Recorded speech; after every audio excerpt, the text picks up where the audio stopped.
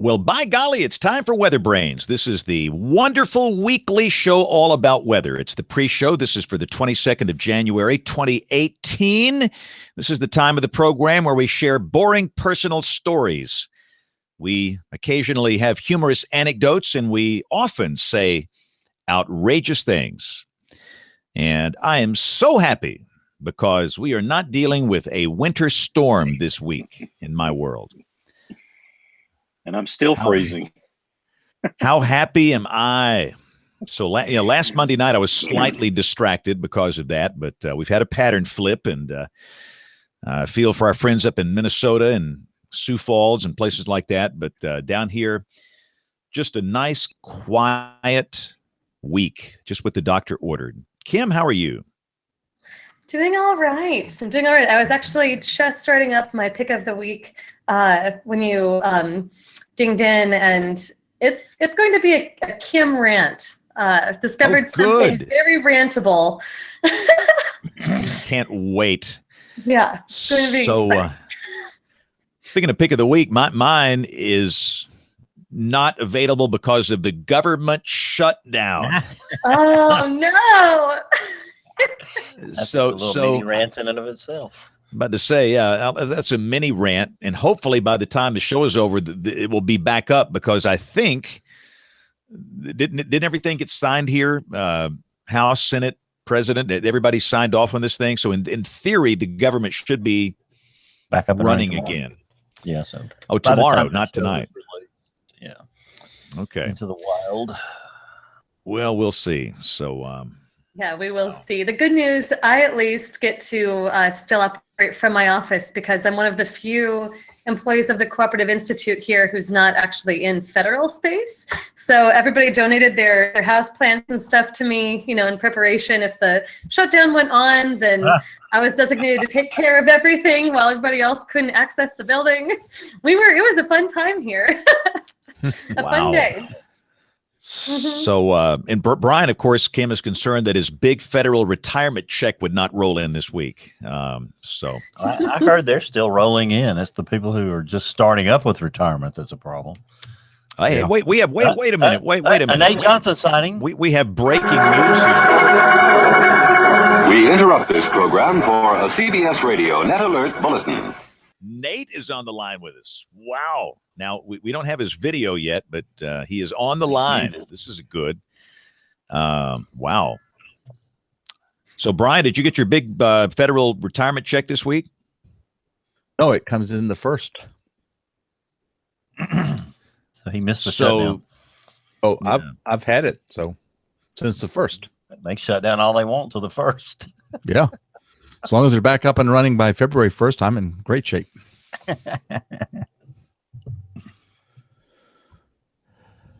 Nate says it's been so long, none of the technology works.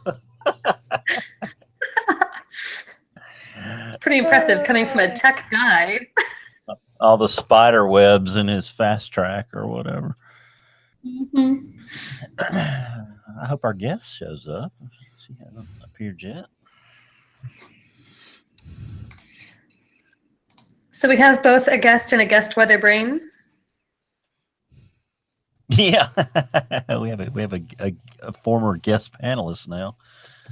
We do have a weather brain, and she should be along soon, I hope.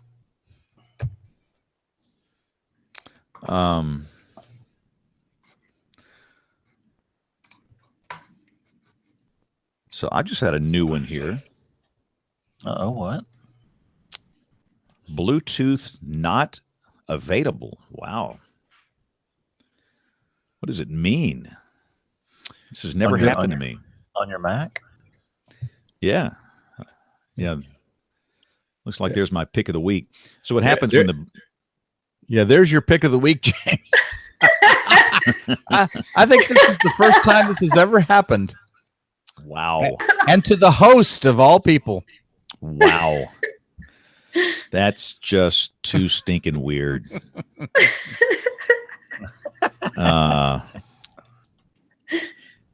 So yeah, the Bluetooth radio's gone out. So what happens here? Number one, this doesn't work. The Magic trackpad And number two, these things don't work. So I'm Oh no. gonna have to go see if I've still got these. Wow, pulled out some glasses here. You're gonna have to go back to the backup PC. Yeah, the old backup to the backup. No, it just said that the little Bluetooth icon up there says Bluetooth not available. That's just weird. Wow. I've never seen that. I have not either. Now, this is a very old computer, so maybe the Bluetooth radio's dying. Oh, it's not that old. Nah, this is early 2012, so this is 6 years old. Okay. And in terms of computing power, that's pretty old. By the way, I have a rant for you only, sir. Oh, well, go. We're just talking between us here. How is it that they can install software but never train anybody on it? Who is they? The whoever runs our networks. I had to reboot a computer and it came up in Raritan. I've never seen Raritan before. Have no idea how to run it. I had to call Charles on an emergency call. Raritan. Yeah, it's how you change all the computers and keep just one monitor. Oh, it's the KVM thing. Yeah. But it operates very strangely. I mean, anyway, we solved the problem thanks to Charles. So when was this? Over the weekend when I filled in for him. Okay. The Skycam computer, when I booted up the Skycam software, it completely locked up. And when you hit Control-Alt-Delete, you reboot the Raritan. You don't reboot the computer you're on. Ooh. So it's like, oh, good Lord, can't they teach us this stuff? Can't they give us some training so we know how to manage these issues right before showtime? Oh well, it's all part of the experience, Brian, of being a broadcast meteorologist. Yeah, you know where I'd like to put that experience. And that's a show title right there. You can put the experience right there. Nate, welcome, baby. Welcome back, man. You kids hearing us? Yes, loud and clear. Nice. How's the audio? What's happening? My kids have jacked with all the settings. Loud and clear. Good. What's happening at NBC? All sorts of stuff. We're having a great old time. So when is this Maggot thing? Isn't that this week or? It starts. I think it starts tonight or tomorrow. So you're not going to that? No, my replacement at WRAL went. Is it in Tampa again this year? It is. So Brian, I was in Tampa at some deal, and there was Nate just walking through the lobby. I'm thinking, wow. So he was at the Frank Maggot School, the Charm School, and I was at the Sinclair Charm School. Really very much the other way around is that I was walking around and all of a sudden there's James Spann standing in the lobby of the hotel. I'm like, whoa, this got real. In Tampa, Florida. I mean, wow. Fischel was there. That was kind of cool. So I guess it's the same thing. Yep. They'll never invite me back. Usually the way it works, they invite me once. I never get to come back because I say too much. But I had a good time. That was fun. All right, so we're going to roll without Bluetooth here. So I think we're good using the old-fashioned trackpad, the old-fashioned wire. And Rick is out. Aubrey and Kevin should be here. And Bill is our guest, Aubrey's okay? out, yeah, she's that's right. Aubrey's out. Yeah, Aubrey's out. She's at what, Aruba or somewhere? Jamaica? Do I want to take you? Crazy place. Aruba, Jamaica. All right. Well, I think we're red eye here. Be sure the weather. Look, trying to see if anything else is not working here. So far, so good. It's kind of like Apollo 13. I had an explosion. The Bluetooth died, but everything else is working. So I'm going to crawl in the limb, and that's going to be my lifeboat. We'll read you some code in zeros and ones, and you can enter it and get exactly the Bluetooth working again. Yeah. All right. So, Nate, this is an honor, man. This is awesome. Is this going to be the start of something for the future? No? I hope. If I can see if the little people that create that stuff back there we'll sleep at night, we'll go to bed, and not have to, yeah. So anyway. So who took Yeah, your Nate, place? Go ahead, sorry, I Kim. was just going to say, Nate, I don't know if we've ever been co-hosts together. Has that ever happened? We haven't, and No.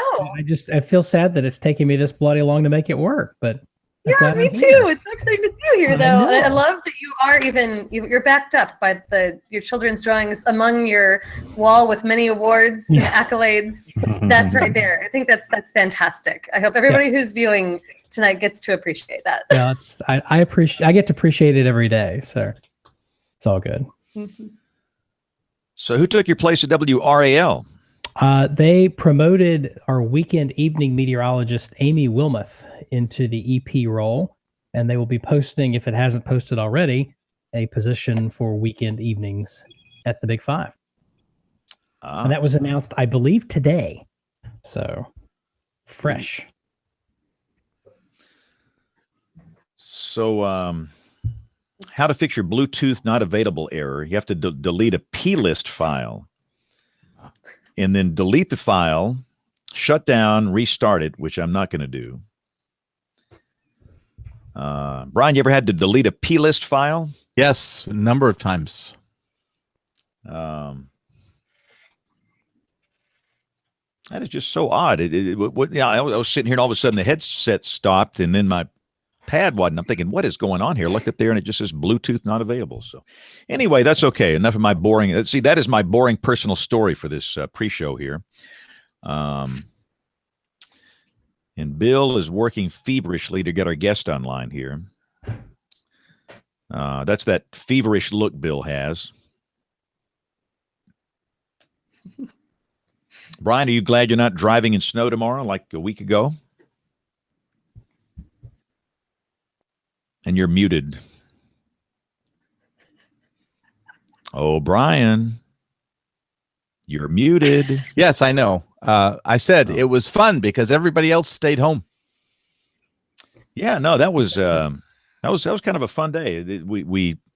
We didn't have severe road problems in the metro here in the city, but to the south of here, we had a lot of problems. And Northwest and Southeast. yeah, it kind of the big metro here didn't have that many travel issues, but north and south we did. But Brian was the roaming hero. Now I have to go deliver 7-layer burritos. No, that was the greatest part of the coverage. So we took Brian's shot and said, Brian, how's it going? And so Brian was not there. He had the camera, and it was obvious that he was parked at a Taco Bell getting a burrito. And you can't do anything that this man doesn't know about. So that became a meme and a kind of that was one of the highlights of the coverage that day. All right, so Bill is telling me to send an invite to our guest, and I can do that. Let's do this. And this. Okay, so I just invited the good doctor here. And welcome to our television viewers. Hello. Welcome. It is 30 minutes after the hour. We're now on the television side. This is WeatherBrains. We're about to launch the program here in just a second. This is the magical pre-show. And once we get our guest online, we will be starting. I still want to debrief Kim and Nate on AMS. And Rick was there. Oh, yeah. We haven't had the chance to chat about that yet. No, we need a debriefing session. We can do it. Yeah. We did try to find a place to call in from the social meteorologist's room that Monday evening at AMS, but it was a little bit, that was not happening. Yeah, nope. But we were there in spirit with all of you. Yeah, no, I have been to weather conferences, and I know very well it can be very challenging to come up with a place that is suitable to do a little podcast with so much ruckus going on. Yeah, at broadcasters at NWA, we did it like in the corner of a bar. It was a disaster. I think the best one ever was that time we were in like in Kim's building there, and remember Chuck Dawes was down there with us. That was awesome. They put Chuck and I down there at the end. You know, the two bad boys that act up, and then we had all the NPR guys on the other end. But that was fun.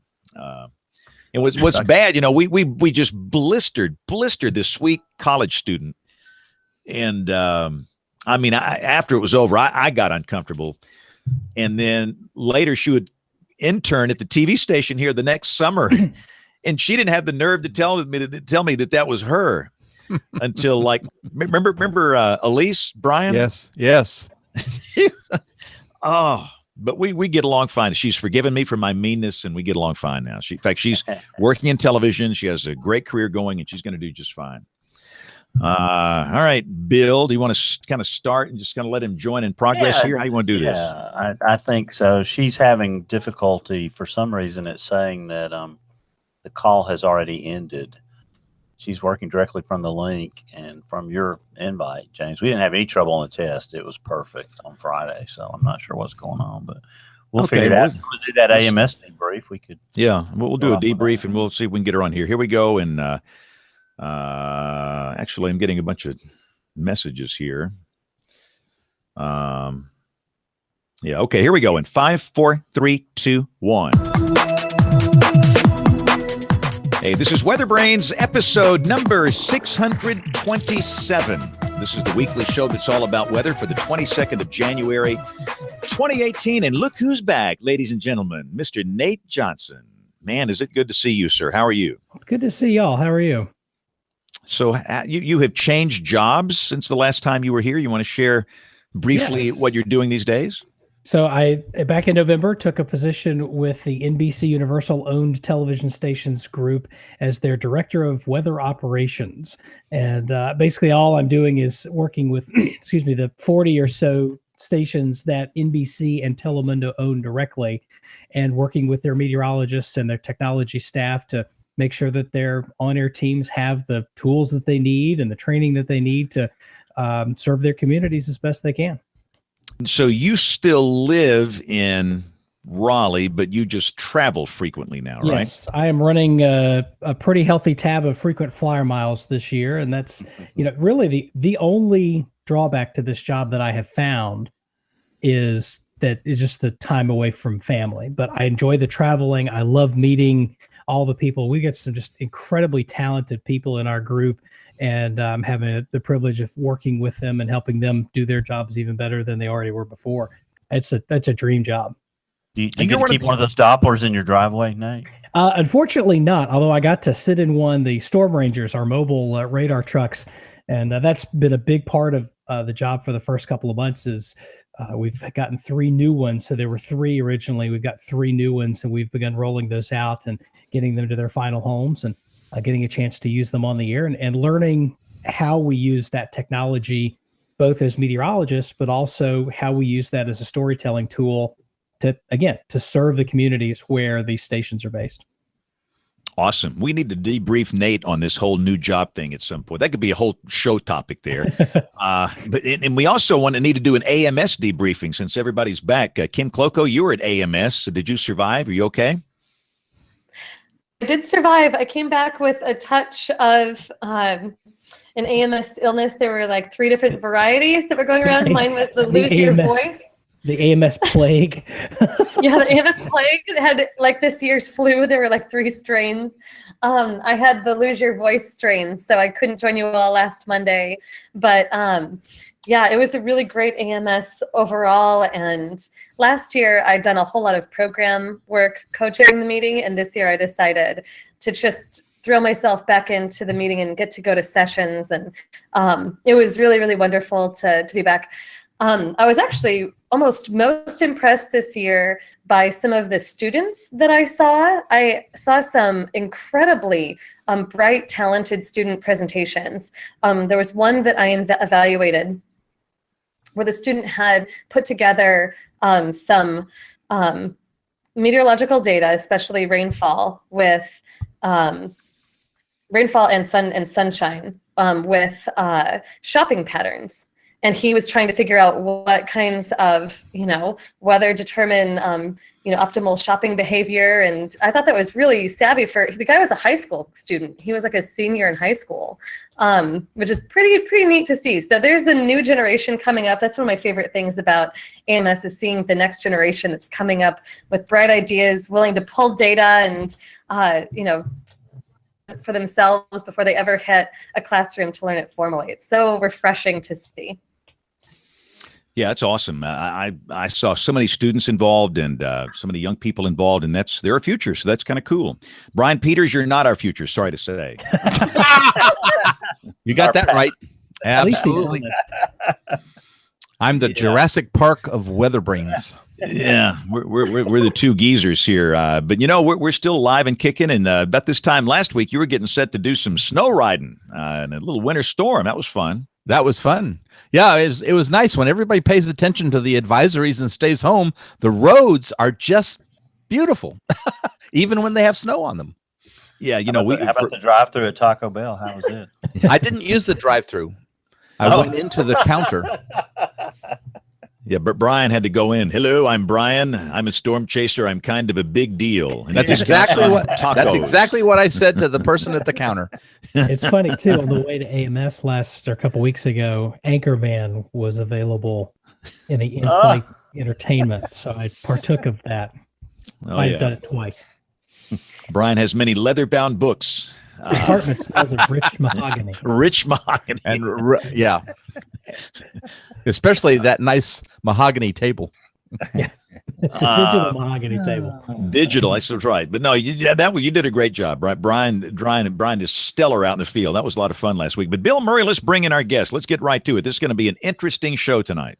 Well, she was at AMS last week, too. We got a real treat in store for everyone. Tonight's guest WeatherBrain is a space weather physicist. She works for the Aerospace Corporation, and she is also, this will mean something, James, right here. She's the space weather person for TWIT. Dr. Tamitha Skov, welcome to WeatherBrains. Thank you very much. I appreciate that. It's a real pleasure to be here. In just a second, Tamitha, you're going to have to pan over and show James all of your equipment over there. So he can see all of your audio equipment. It's very impressive. She knows Bob Heil. Yes. Wow. Bob is one of my heroes.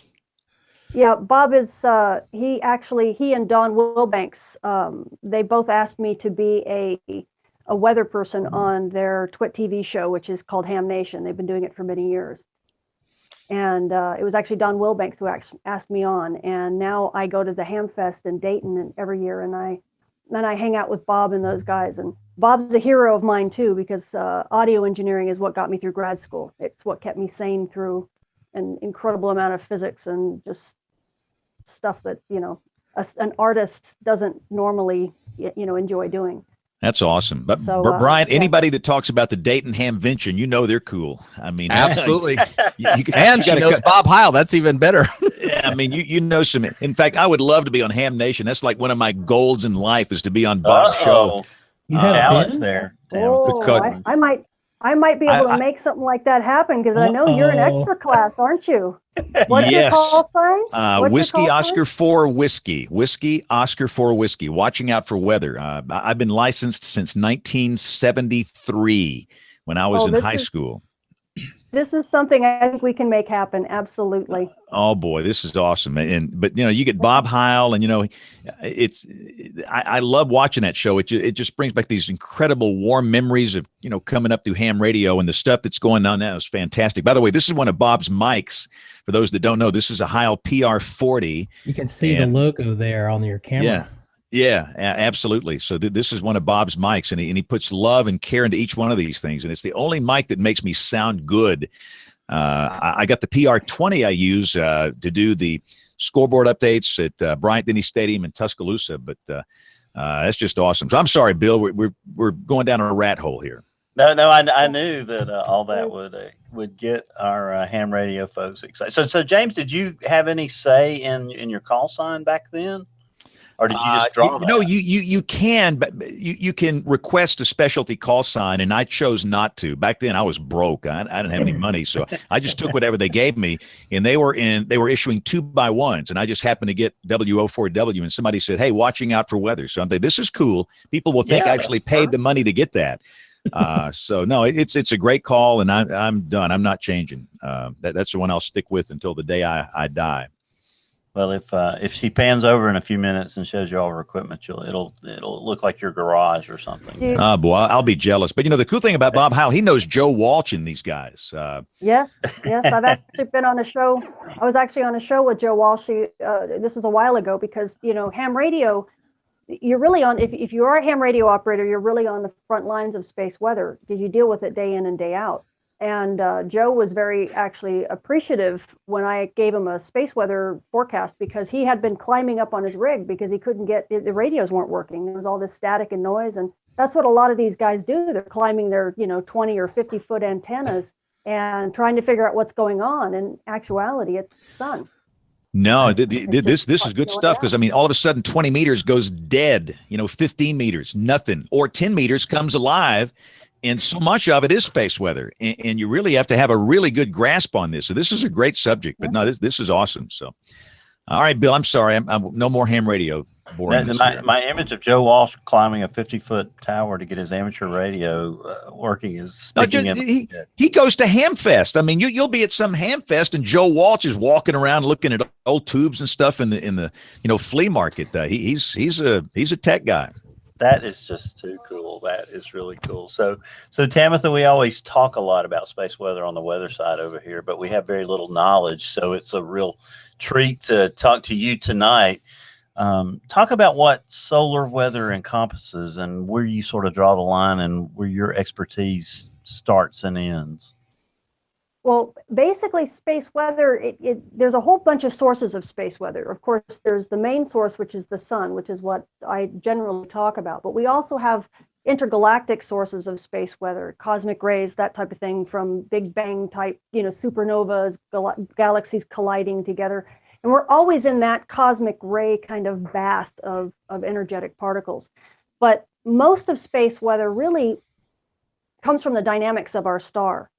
And so my expertise takes us from essentially the sun's surface all the way out, because I'm not a solar physicist. I have a very unique niche, which is basically from where the edge of the sun is to where the edge of the earth is.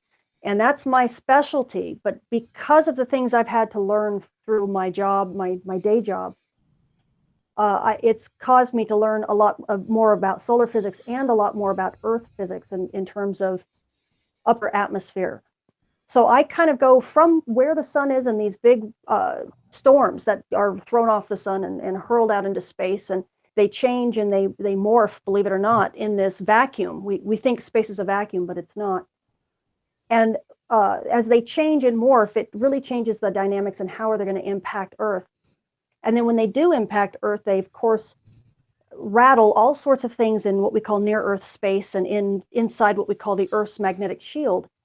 But then it also then couples down into the upper atmosphere we call the ionosphere, which is a charged layer.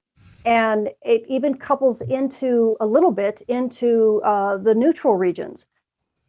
And that's kind of where my expertise begins to fade, is as soon as things become collisional and you're no longer having ions and electrons floating around, everything's all charged. And as soon as things actually start colliding and hitting one another, then chemistry comes in and, atmospheric, dynamics come in. And that's kind of where my expertise has to stop.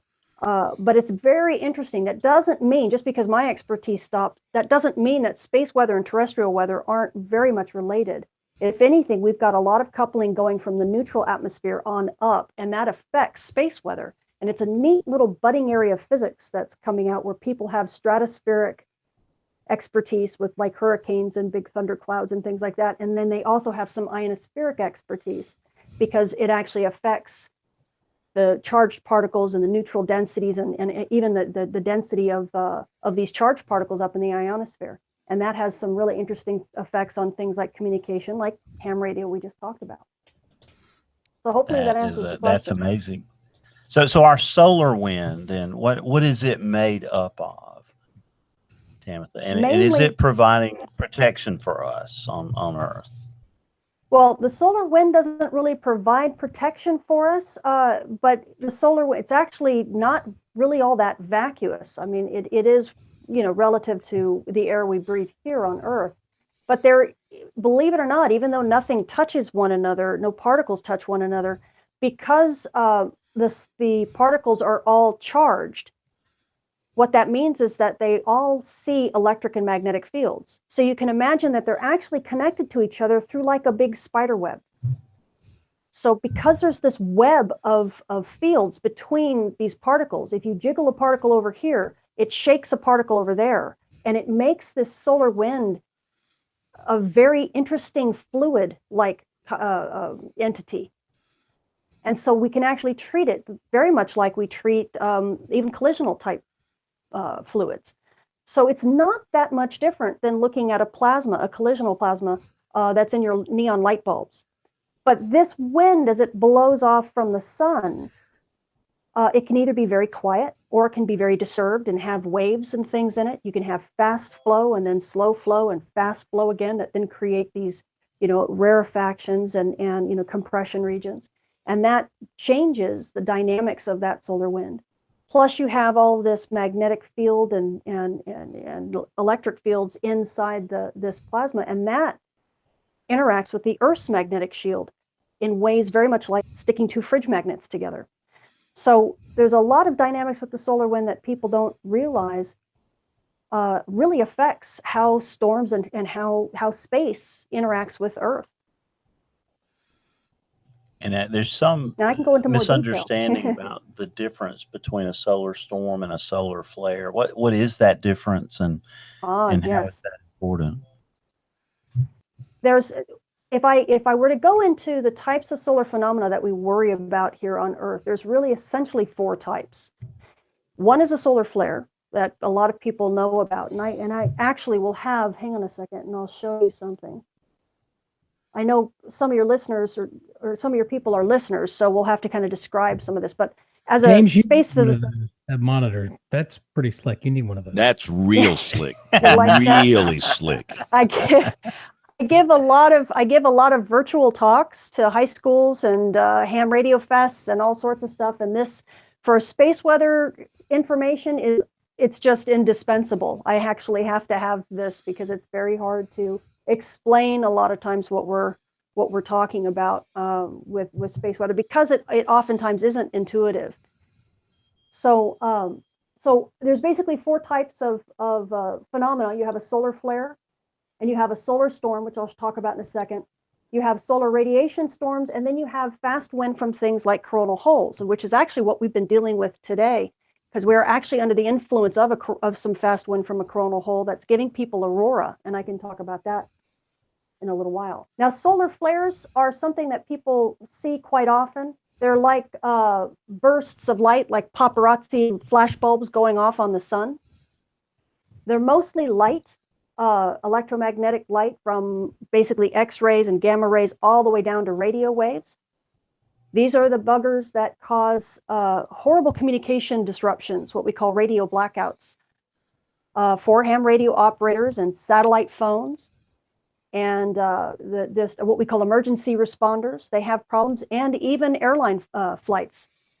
They have problems. The FAA oftentimes will put out alerts because we'll be in a radio blackout, and it'll be very difficult to get information from commercial airliners because of the comms outage. So this is what a solar flare is. And it hits, when we see it on the sun, it hits Earth basically at the same time. I mean, it takes about 8 minutes for light to travel from the sun to the Earth. And that is all a solar flare is. It really affects comms. Now, a solar storm is oftentimes launched at the same time as a solar flare, and that's why they often get confused. But a solar storm, also known as a coronal mass ejection, these are massive belches of material from the sun. They travel much more slowly, and when they hit Earth, because they're massive, they're not just light, these will actually cause the big disruptions at Earth and will cause aurora. So let me play a little video here for those who happen to be watching and not listening. what you're seeing here on the right-hand side is the sun, and you see this big curl. It looks like a big donut coming out of the sun. That is a coronal mass ejection, or also called a solar storm. Now, when we move to the left side, the sun is now in the middle, and what you're looking at as we extend out is we're looking further out into space than we had before.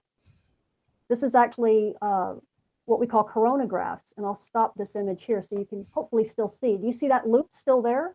Mm-hmm.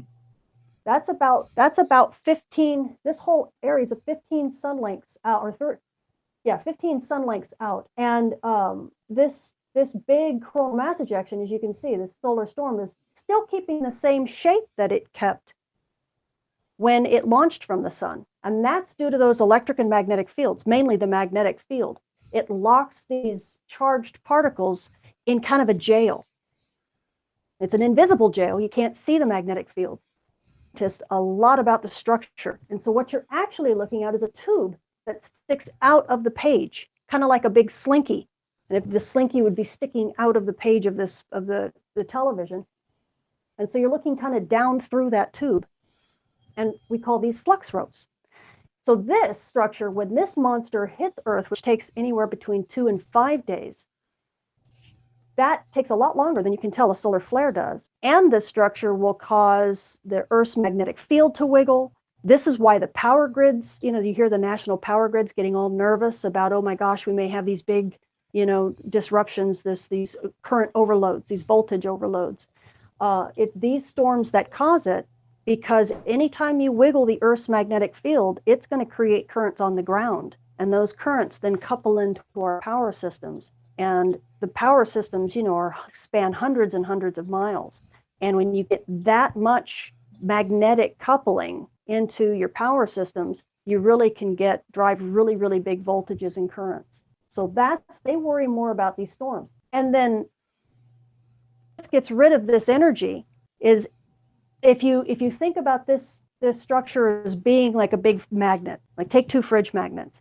And if you take this one structure being a certain way and another one and another magnet the other way, this is the Earth's magnetic shield and this is a solar storm, you can either put these together and they repel, or you flip it over and they click.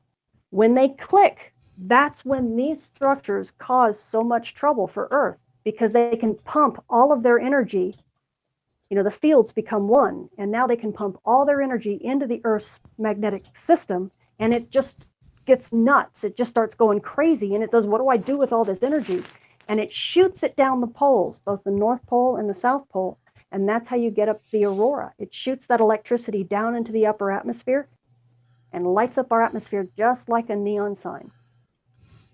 Wow. So that's really, really amazing. So how do we rate these solar storms, Tamitha? Are they in categories, levels? What, when do the electrical engineers start to get nervous?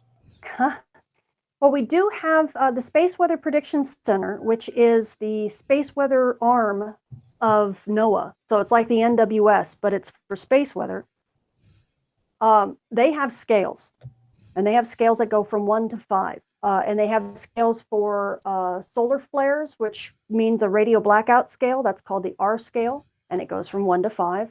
A 1 is minor. It may be a radio blackout for an hour or so. Up to 5 is pretty intense. It could black out the entire day side for, maybe 5-6 hours, maybe an entire day.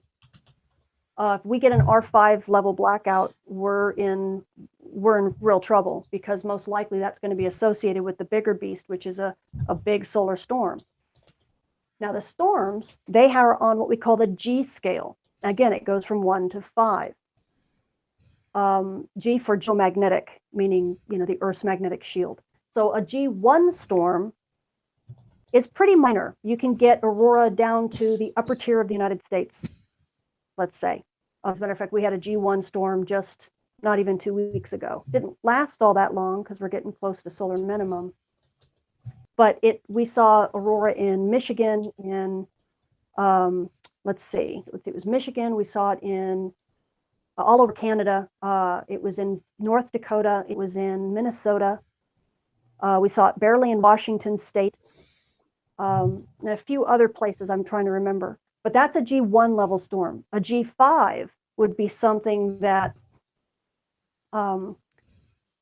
you get aurora down past Texas, maybe even clear down to Singapore. Unfortunately, we can get storms that are stronger than a G5. We just don't have a rating for it, like some of the biggest events we've ever seen. But we don't get a G5 very often. We have just back in September, we had a G4 level storm. We had 2 of them. And that's when the Hurricane Irma and Hurricane Harvey hit. And I can talk about that because that was pretty significant for us. So those are those storms. And then we also get solar radiation storms.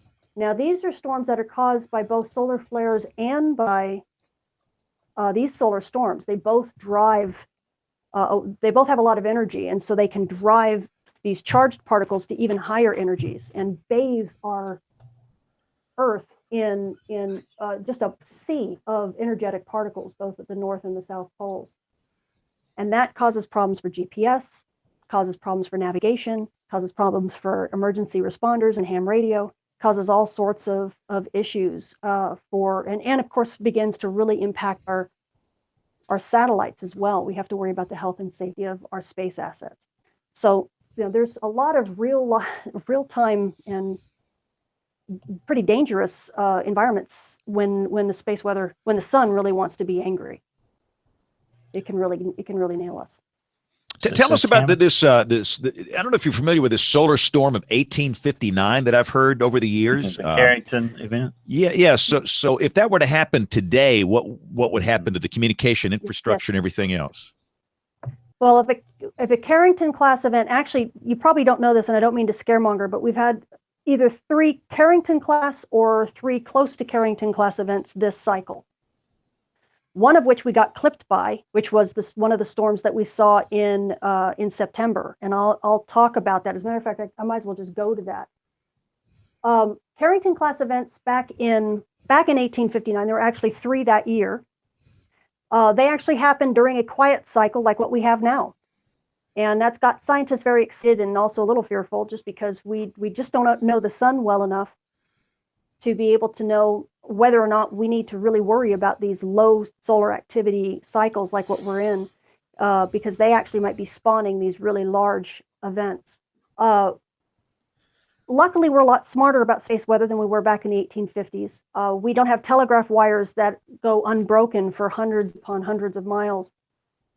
We have power utility companies that have transformers and breaks and different things to kind of shorten the lines.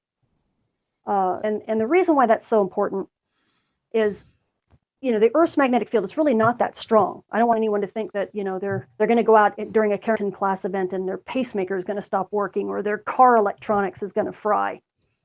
A lot of people try to say that type of stuff, and it's just silly, because the Earth's magnetic field is only as strong as basically a fridge magnet. What makes it powerful is that it's a fridge magnet the size of the Earth. So really, you're safe if you're talking about small electronics. Where they become problematic is that if you have a pacemaker, let's say the size of Lake Michigan, okay, you might be in trouble. That's why power grids get in trouble, is because they have these huge infrastructures that span so many miles that they get little incremental boosts in their voltage or changes in these currents that are induced. And these little tiny currents over a long distance really add up to big drops in current and big voltage changes. So that's really the big thing that we fight with things like national grids and infrastructure. And in the 1850s, with this Carrington event, we had hundreds of miles of unbroken telegraph lines. Well, it conducts electricity, and what happened is that it ended up inducing the changes in the Earth's magnetic field ended up inducing currents into the lines that were so strong that the operators unplugged the telegraph machines, and they were still working because they were getting power from the lines themselves, the transmission lines. And the power was so intense that even unplugged, the telegraph wires were sparking. They were arcing, trying to get rid of this electricity, just little lightning bolts coming out of them. And they were catching the telegraph paper on fire. And that was burning the operators. So there were operators all around the United States that were going to the hospital with burns on their faces because of this crazy This event. is why I that we don't have a had. landline phone anymore.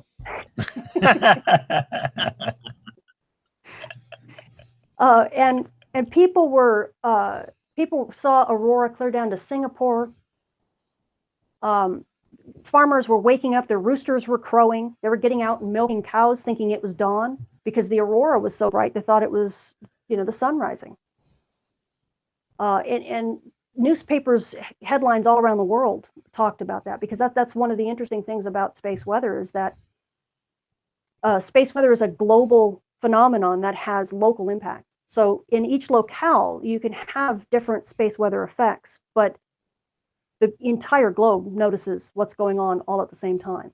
So it was a pretty intense event. And let me go ahead and find. Let me see. I've got a couple things here I want to show you. Yeah, here we go. Okay, so this is as close to a carrying event, and this is, again, I'm using my visual aids, but anyone who was at the AMS, I'm sure, knows probably more than they want to about Harvey and Irma. And what I am showing is that it was very imperative at that time for us to not just be looking down at the clouds and down at Earth, but also to be looking up at the sun. Because this was a period that I actually call, I guess I don't call it on this one, but I actually call it a perfect storm. And the reason for this, especially when Irma hit, will be clear in just a moment. But on the left, I have a picture of a gentleman who it was on CNN, and it was the first time he had gotten in touch with his father. And everybody might recognize that this is a satellite phone with this big antenna sitting here.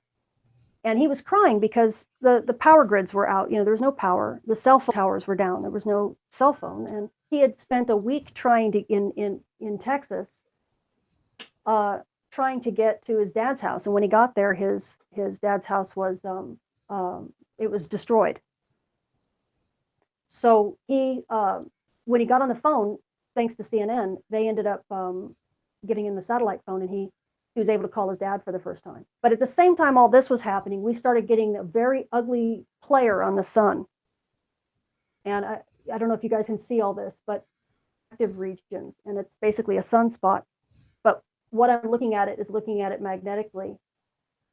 And the different colors, there's red, yellow, blue, and green. And what you can see, it grows very rapidly. And what you don't want is a lot of red and blue touching each other. And you can see within 3 days or 2 days, we had a lot of red blue. It looked like a layer cake, went red, blue, red, blue. And this is a very dangerous configuration. And so all of us scientists were really freaking out. And this was dated on September 5th, this image right here. So when that was happening, and I'll go to the next slide here. When that spot was growing on the sun, and it started firing off X-class flares. Now these are R4, R3, and R4 level blackouts. And it just kept firing these things. That's the thing with space weather, is that you get one bad actor on the sun, and it's just angry, and it fires off a solar flare, and it just fires off another one, and then it fires off a solar storm, and it fires off a radiation storm, and it just keeps firing. And you have to deal with it for 2 weeks as it rotates across what we call the Earth-facing disk. And it just is a barrage of stuff. And in this case, this region, here you can even see it here, with one of the largest X-class flares of the entire cycle. In 1 week, from September 3rd to September 10th, this region launched 4 X-class flares at an R3 to R4 level blackout. Remember I said the scales only go to 5? It launched over 20 M-class flares at an R1 to R2 level blackout. It launched 2 solar radiation storms at an S2 to an S3 level. Again, the scales only go to 5. And 2 geomagnetic storms, these are the big solar storms, at a G4 level. And again, the scales only go to 5. So in 1 week, this thing just pummeled Earth. And there was Irma sitting right over Puerto Rico. And we had no phones, no power, and now no ham radio, which is the emergency responders' way of getting in, and no satellite phones. I got reports told to me that the Red Cross was having trouble with their satellite phones, and they had no idea why. They thought it was all due to the hurricane, but they weren't realizing that It's radio blackouts. We were stuck with radio blackouts constantly. Almost, here's an R3 level flare level, and you can see it goes up through the R3 level, it barely dies down, and it goes up again. And this is only 12 hours long, this period. So we could not get out of a blackout level to save our lives. And it just absolutely decimated all emergency response. And that's all we had left was ham radio and satellite phone. So I literally call it a perfect storm. And this kind of thing will continue to happen, especially as we get even more technologically advanced. So that's the kind of weather that I end up doing. So Tamitha, one of these events, like a Carrington event, will it be worldwide? Will it be regional based on which way it's pointed? How big of an impact would it be if one of these hit the Earth full on? It absolutely will be global. Now, of course, the day-night has something to do with it. If you're having solar flares, for instance, because a Carrington event will likely be spawned by a very large flare. So you'll have radio blackouts first. That'll be the first thing. But that'll only happen on the day side, because at night, you don't see the sun. So if you can't see the sun, it can't see you. And so you're safe from the radio blackout. But when a geomagnetic storm hits, the big solar storm hits, in the case of a Carrington event, it happens anywhere between 17 hours, I think is one of the fastest that we've seen, to, maybe 2 days. And when you get a big event like that hitting Earth, the day side is reasonably okay, but the night side is horrifying. Because most of the stuff that happens with the Earth's magnetic shield, it actually happens in the tail of that. If you have Earth, if I have my hand up and like a little marble, and I put my hands kind of making like what looks like a donut, a dipole field, and you push on the dipole field from the sun side, like a wind coming at it, you crush it on this side, but then you elongate the backside, almost like a comet tail. And that elongated backside has a lot of stress in it. It's almost always like you're stretching a rubber band. And that ends up snapping with these storms. And as it snaps, it slingshots everything forward and slingshots all these dangerous particles and everything else towards Earth. And that's what causes a lot of this disruption.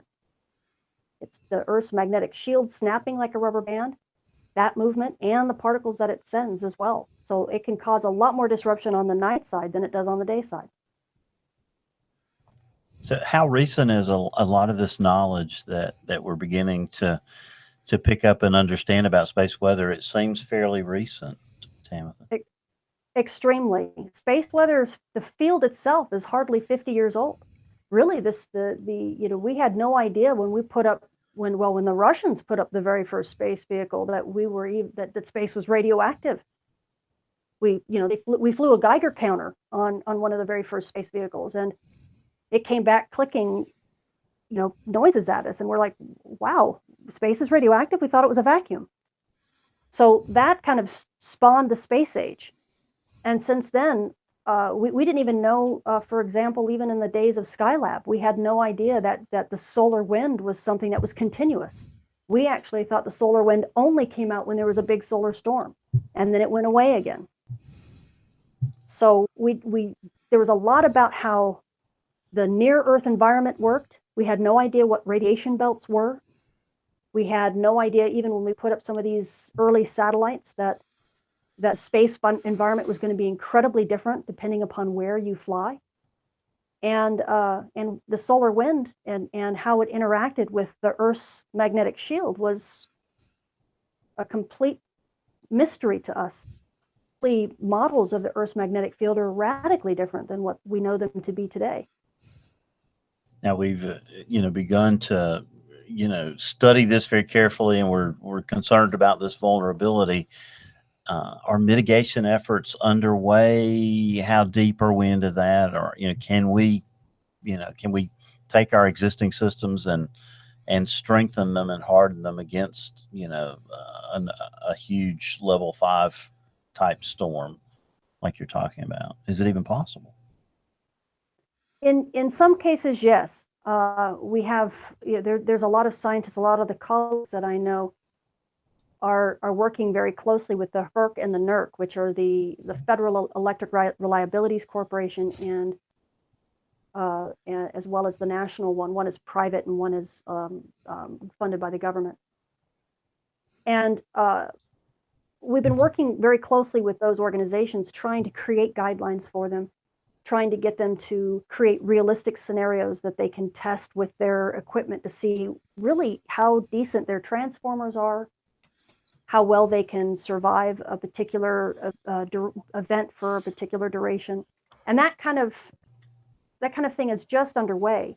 As a matter of fact, the Space Weather Prediction Center has teamed up with the USGS, the Geological Survey, because so much of what matters locally, the local impacts, really are dictated by what is the earth that you're sitting on? What kind of, is it basalt? Is it slate? What do you, shale? What is your ground made of?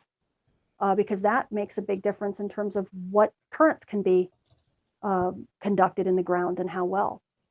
So we're just beginning to do those mappings. And as you can imagine, there's just a lot of work that has yet to be done.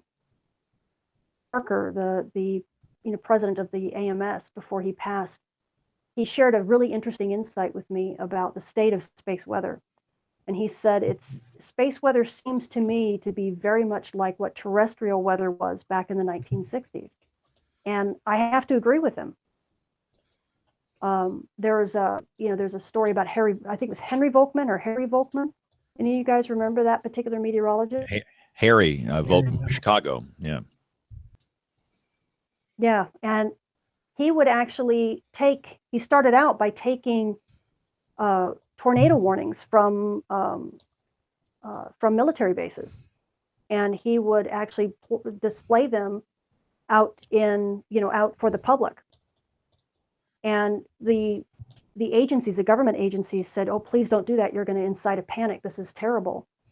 And instead of, he didn't listen to them, and thank goodness for that, because the very first time he did it, instead of getting people panicking, he actually got something like 1,600 letters of great, gratitude. Thank you so much. We're so grateful you're on the job. We feel so much safer. You're keeping us well informed. And honestly, that's really where space weather is. And I'm actually doing kind of the same thing. I'm out there, and I've been told by my colleagues, or some of my colleagues that aren't super thrilled about what I'm doing because they think I'm going to incite a panic. And I just have to trust the precedents that you all have set with terrestrial meteorology to say, no, we need to do this for the public. Well, that raises an important question. We're all trying to arm ourselves to be able to communicate with our audiences in this regard. What are the biggest challenges you see as a space weather physicist that you need to communicate to broadcasters? And I guess you did a little bit of that in Austin at the AMS. Yes. What do I see? The biggest issue, honestly, I believe, is getting the broadcasters to realize that space weather is their weather. It's not impossible to understand it, and the terrestrial meteorologists can absolutely claim it as their own. And maybe it's a slow path to try to find the right words to use that demystify the concepts, but the concepts themselves are very intuitive if you come at it from the right point of view.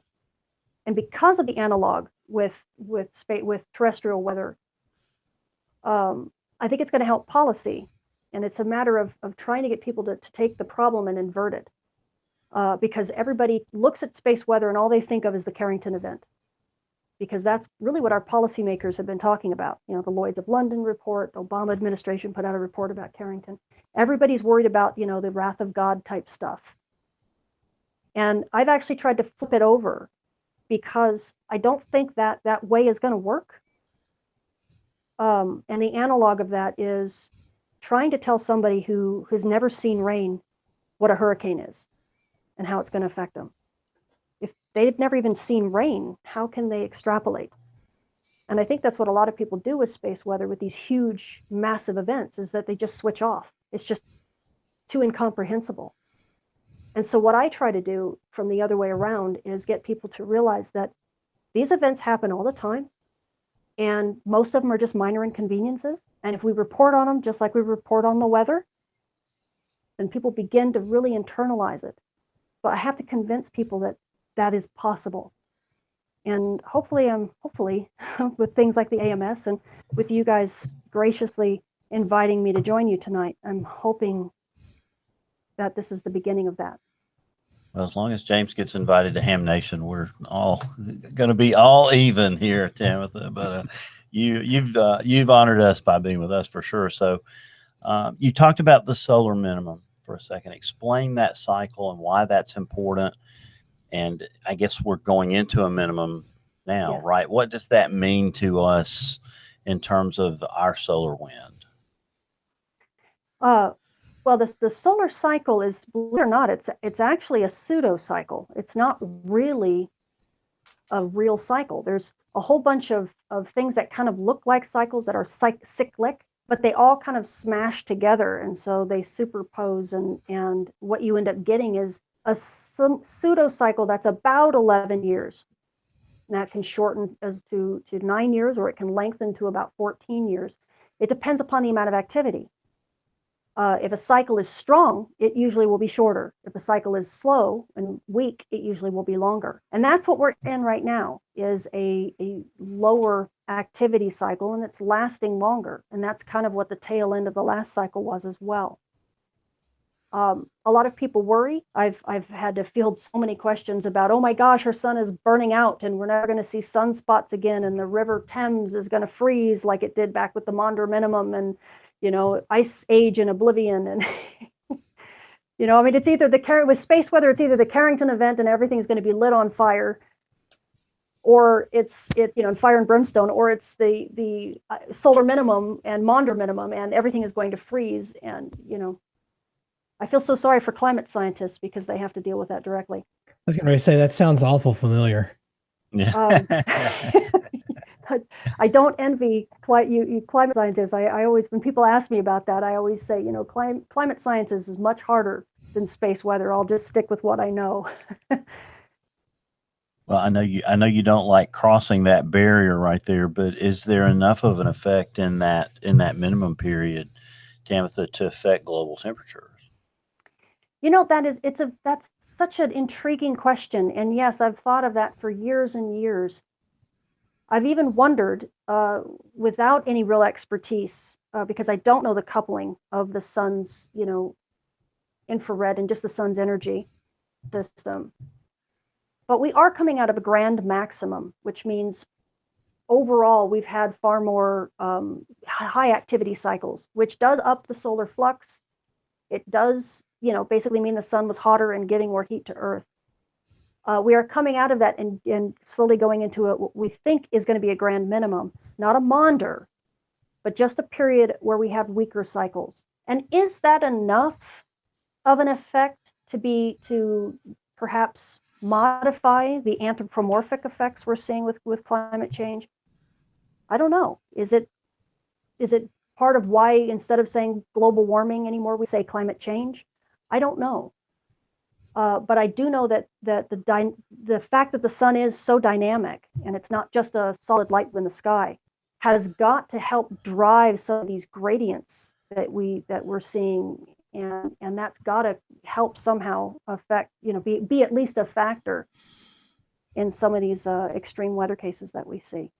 But how much of an effect, I don't think I'm qualified to offer an opinion on that. So Nate Johnson, did you see how I tiptoed around getting the buzzer there? I was really careful there. Did you see that? I appreciate that. That was very classy. All right. So, but this Maunder minimum, talk about it for a second, because I've always heard about it, and what defined it as being so much different than the other ones. The Maunder minimum is a very unique period in our history. Now, of course, long prior to the space age. This is back in the 1700s, and I think it was about 78 years or 68 years. Please forgive me if I don't get the numbers quite right, but it was a generation of years that basically the sun's magnetic field strength really weakened. It weakened so much that the magnetic field of the sun wasn't strong enough to poke through the sun's surface and create sunspots, what we call these active regions, that I've talked about. And because of that, we had basically a spotless sun for decades. And if you go back to the literature of the time, people actually began to think that sunspots were myths, that they actually never did exist, ever. People talked about them as if they were fantasy, not history. And so eventually, of course, the sun righted itself. It's got so many different quasi-cycles that overlap that, they can either constructively interfere or destructively interfere. And even the hemispheres of the sun, you can have the North Pole and the South Pole be in phase or out of phase, which is what's happening now. They're out of phase. And that can destructively interfere and weaken the cycle. So there's all these different things that play against one another. And again, we don't totally understand it. But at that period of time, the sun kind of went to sleep.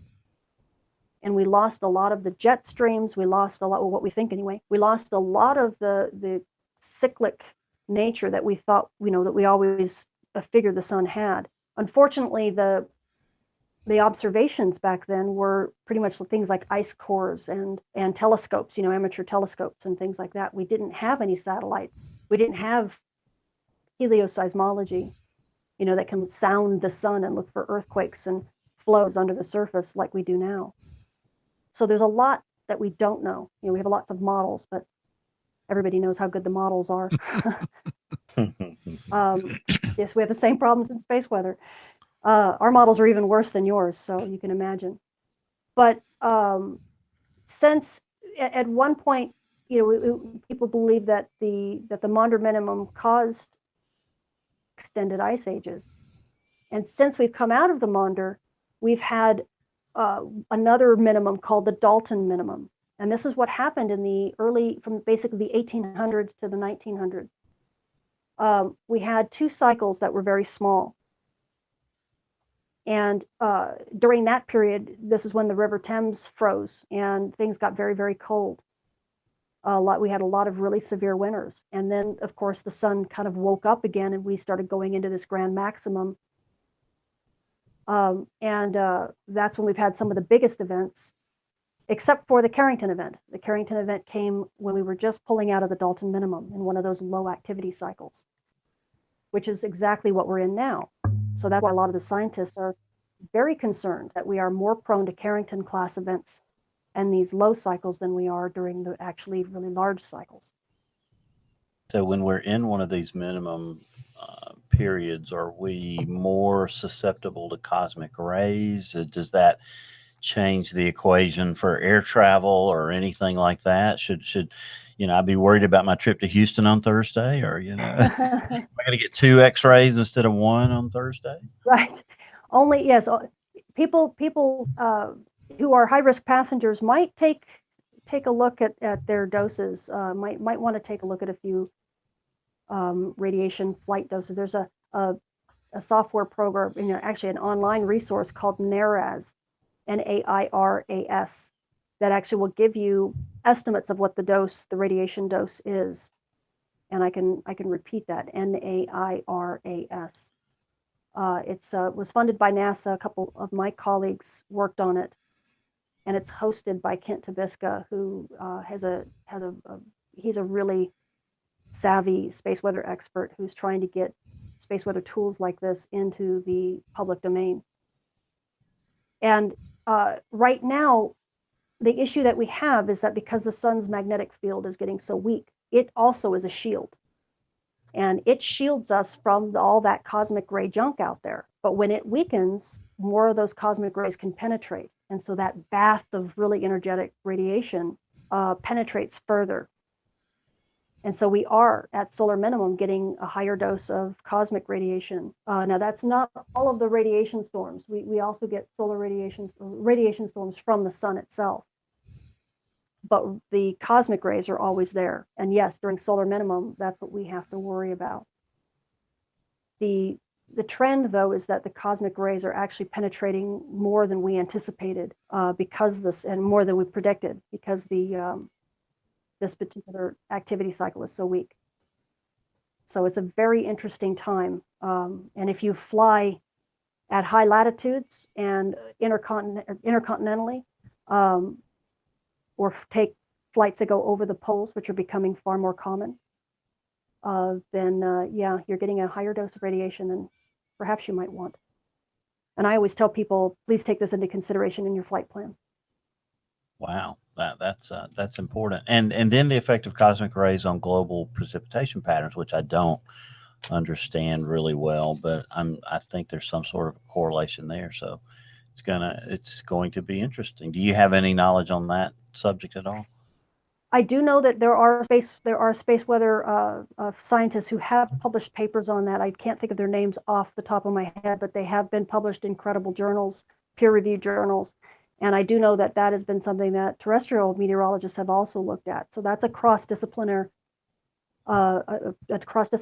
field that is, I think, a very hot topic right now, especially because of this low activity cycle that we're in and the increase in cosmic rays that we've seen.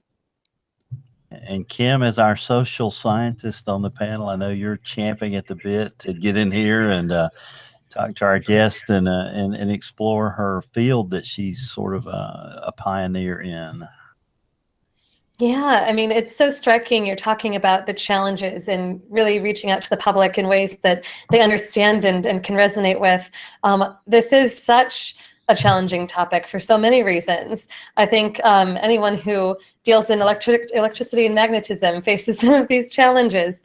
It's something that's not really easily made tangible. But it makes me wonder, earlier you were talking about trying to bring people between the extremes and not just be thinking about catastrophic outcomes or just low level outcomes, worry about space weather. One group of folks that I presume care about this a great deal, who you sort of tangentially mentioned, are telecommunications companies.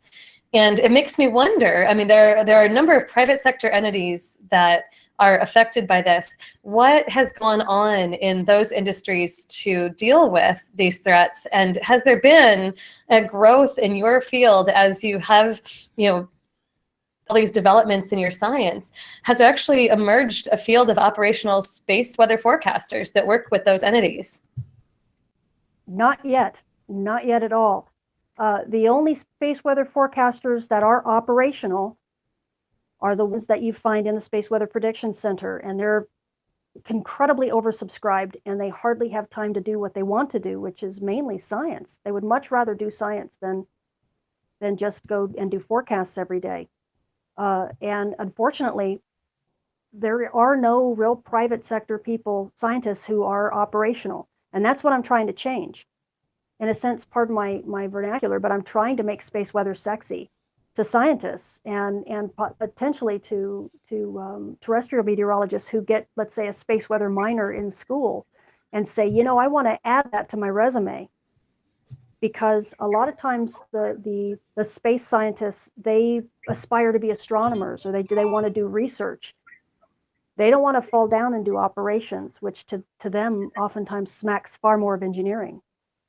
And so what I end up seeing, especially in some of the user workshops where we have these stakeholders come in and either talk to the let's say the Met UK or the Space Weather Prediction Center, and they ask for particular data products, you find that the Space Weather Prediction Center can't really answer the call, mainly because they're not a civil agency, which is essentially the Space Weather Prediction Center of the Met UK. They're better equipped to answer those questions, but all their forecasters are very new at this, and most of them are scientists, and so they don't even have the jargon yet to be able to make that connection. So it's frustrating because I actually ended up having to go on social media and make these connections by accident. And I'm actually helping some of these entities learn how to talk to each other, because literally in the course of this hobby that I have of becoming a space weather broadcaster, I have found so many people coming out of the woodwork saying, hey, we need help. we're seeing these problems, but we have is anecdotal evidence. Or how do you read this index from SWPC? Or does this model work? Is that what I want to look at? I mean, how do I deal with this? You know, trying to create a field that just doesn't exist yet. But that's the goal. That's the long range goal. That's amazing. So you're saying even for industries that do see effects from space weather, they don't necessarily know enough of the language and of the science to even know what to ask and where to turn for information. And those bridges just simply don't exist. And it sounds like there just really isn't an operational arm in space weather forecasting yet to meet that need, even as present as telecommunications technologies are in our lives. Yes, we have that to some degree. Again, I mentioned Kent, Tabisca, DeVry, and Trilligator. We have a small set, a small consortium of companies that are trying to create data products.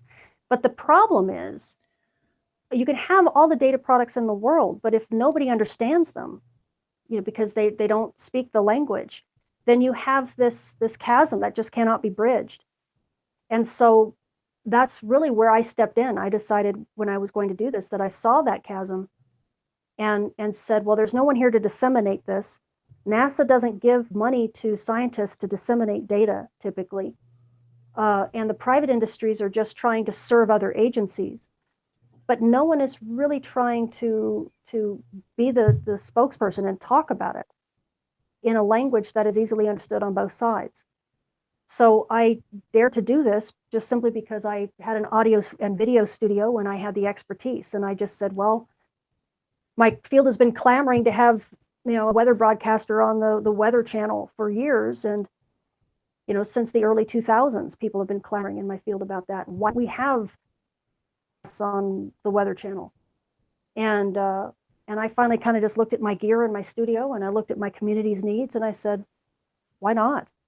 So that's when I started doing it. And actually, summer of this year, I had the Weather Channel call me up and I did a Skype interview during a solar storm and told people where they could see aurora. And I'm very proud of that because I finally can put a check in the box and say, okay, we're on our way. Yeah, that's terrific. How did you feel that went? That was being maybe the first big public outreach to bring that to that kind of audience. How did it go? It was fantastic. And actually one of the anchors that was on there, she says, I follow you on Twitter. So it was just a really, you know, very, very sweet, very heartwarming moment for me. Because it tells me that space weather really does matter to a lot of folks. And it's just a matter of being able to communicate it and getting people to realize that they do own it and that there is a connection with terrestrial weather and there is a connection with their everyday lives. You know, their GPS on their cell phones, their Uber apps. As a matter of fact, my favorite people on the planet are Steve Jobs and Apple for creating smartphones and whoever it was who created Uber, because it's made GPS absolutely indispensable to anybody who wants to get a taxi or drive for a taxi company all around the world. And GPS is susceptible to space weather, you know, to the average everyday Joe. So it's you know, we're coming along, but it's still slow. Hey, let me ask, what's a good resource for people that might be listening? And again, this is a fascinating subject, and we all need to know more.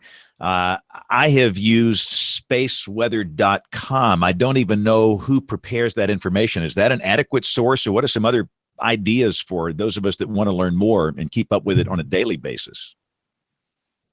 Well, spaceweather.com is run by a gentleman named Tony Phillips.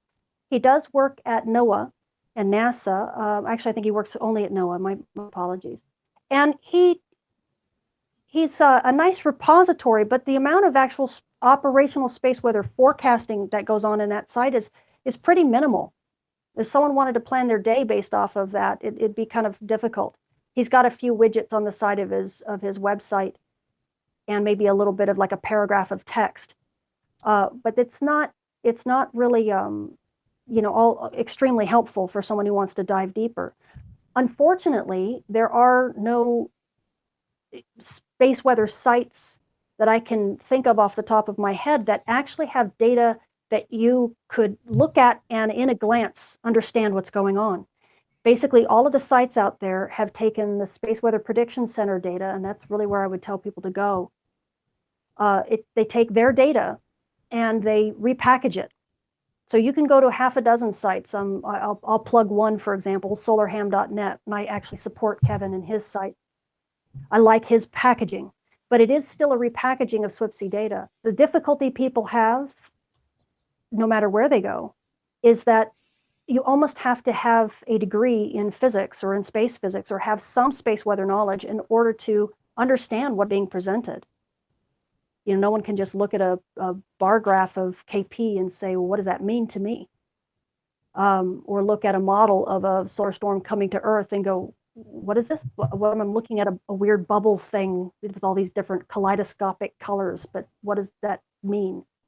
So it's not, you know, and the trick with space weather, again, is that because it's such a new field, all of these models and indices, these are scientific models and indices that have been adopted by the Space Weather Prediction Center and have been put into operations. But they're still coming from a research arena.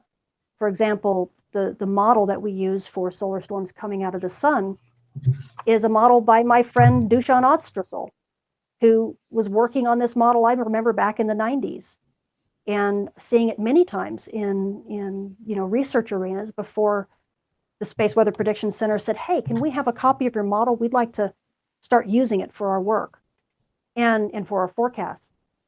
But again, these things were created by scientists for scientists. So there's not an easy translation as of yet. That's still coming, unfortunately. And again, that's why I do the videos that I do. So what about teachers, Tamtha? You know, we do all sorts of things relating to weather with teachers, and they have resources that they can point to. Are there some resources that are coming together for teachers to communicate this material to their pupils? Yeah, there are some books. Let me see if I can pull up. Let me pull up. I don't know if you can read this. There are. Is that too far off the side? Maybe too white. I apologize. But there are. You can go to the METED at UCAR, the METED .ucar, UCAR.edu, and there are courses undergraduate level. Yes, there are courses, undergraduate courses that you can take that can teach you like tutorials. You can also get, there's a space weather basics. That's a book that I think you can also get in somewhere located in the same area. There's also primers at the Space Weather Prediction Center. And so you can go to the SWPC website, the www.swpc.noaa.gov, and it's /about-space-weather. And you can take a look there. And then we do have some elementary books, but the intermediate and advanced level books are probably mainly for graduate level. So we don't have a lot that's kind of right at that bachelor's level as of yet. The best one I can think of is probably the one written by Dolores Knipp called Understanding Space Weather and the Physics Behind It. And that's an intermediate level that I do know Dr. Richard Clark at Millersville uses that to teach his undergraduate not broadcasters, but weather meteorologists a little bit for a space weather minor. And he's one of the only schools, I think, that does an undergraduate space weather minor for meteorologists.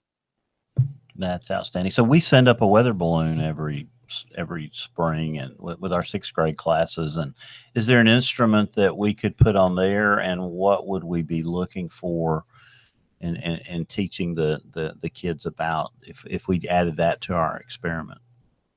Well, the best thing that you could send up, let me put this back over here for a second. The best thing that you could probably send up, I'll just leave the sun there.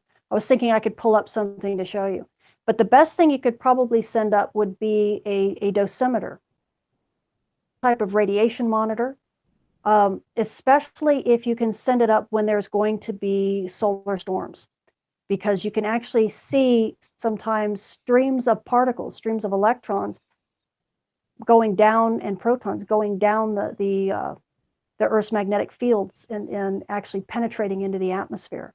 And so, and there have been actual balloon flights that they have actually done that, where during a storm, you can actually correlate the particle, what we call particle precipitation, with what's going on in near Earth space with satellites. So you can see kind of the travel of particles that are being scattered by, let's say, waves and other type of scientific processes that we take a look at, and are being shot down these field lines, kind of like billiard balls toward a pocket, and they'll end up being measured by your detectors and on these balloons. So I think Beryl was associated. That was an experiment that was done in coordination with the Van Allen probes, which are sitting in the Earth's radiation belts right now. And that was a really good dual experiment, and a good example of that kind of synergy. So I'm sitting here looking at the solarham.net site. This thing is awesome. And now it's a little heavy for those of us that are doing terrestrial meteorology here, but wow. So you say you're a part of this site then? I have supported Kevin. I am not actually part of it. I'll actually put it up. I am not part of this site, but this is a ham radio operator. This tells you the need for space weather information. This was a ham radio operator who, in Canada, who put up this site slowly but surely over time back in 2006, when we were actually entering the last solar minimum. And he put it up, I imagine, because ham radio ops, again, are on the front lines of space weather, and he wanted to be able to support, give some type of information that was relevant to his crew of people. And it's become incredibly popular. It's very dense, as you can tell. I'll slide all the way down. One of my friends actually says it looks like Walt Disney threw up all over it. And I can't deny that there is some of that. But it's very nice and compact way of looking at space weather information. And he does have some decent tutorials on there. I can't vouch for the physics all the time. He doesn't always get it right. But it's for ham radio operators, it's a wonderful site to go to. Really is. And one more question before we have to take a break in a second. Is there a way you can get an email or a text message in the event we have a major flare, a CME, a solar storm? What's the best way of getting notifications? That is absolutely the Space Weather Prediction Center.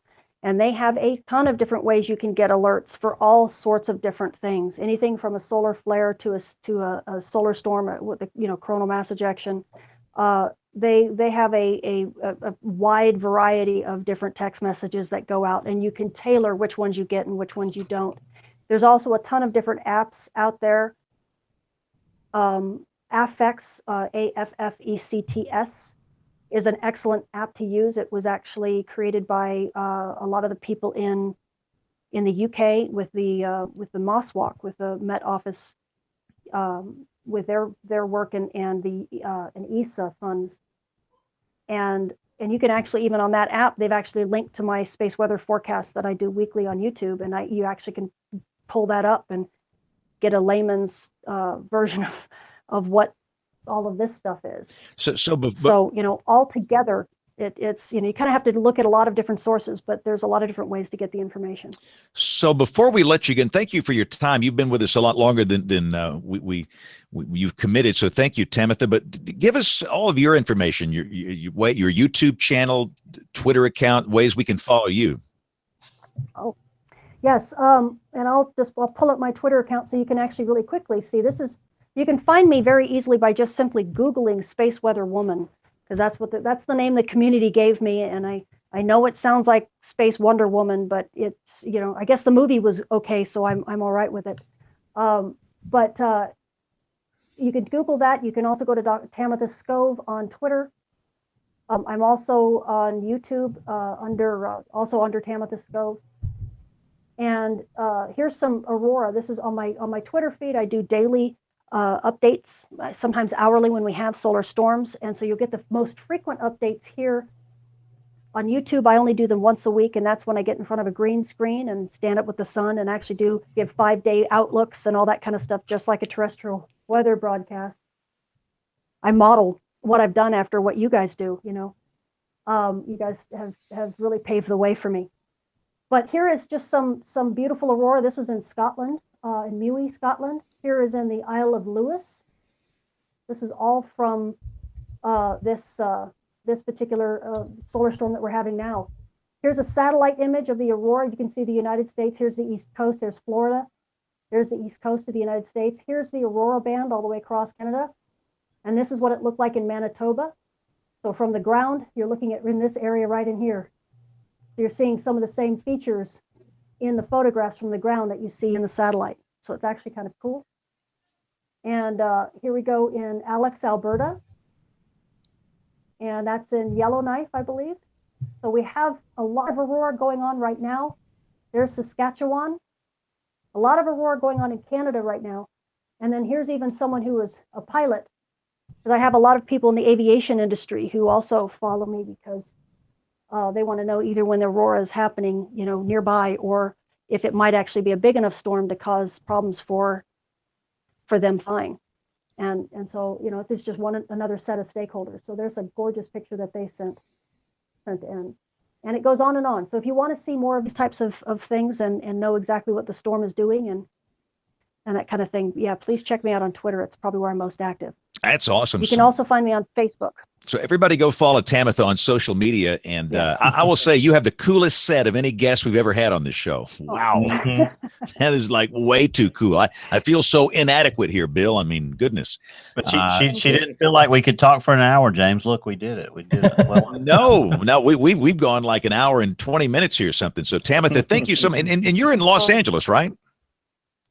Yes, I'm in Los Angeles. I'm in Woodland Hills, which is a little bit further north. I'm not luckily right in the city, but yes. So you're down in the low latitudes. You don't get to enjoy these auroras down there. Wow. So I guess. Although last year, yes, I've helped many people see aurora for the first time, and I've never seen it with my own eyes.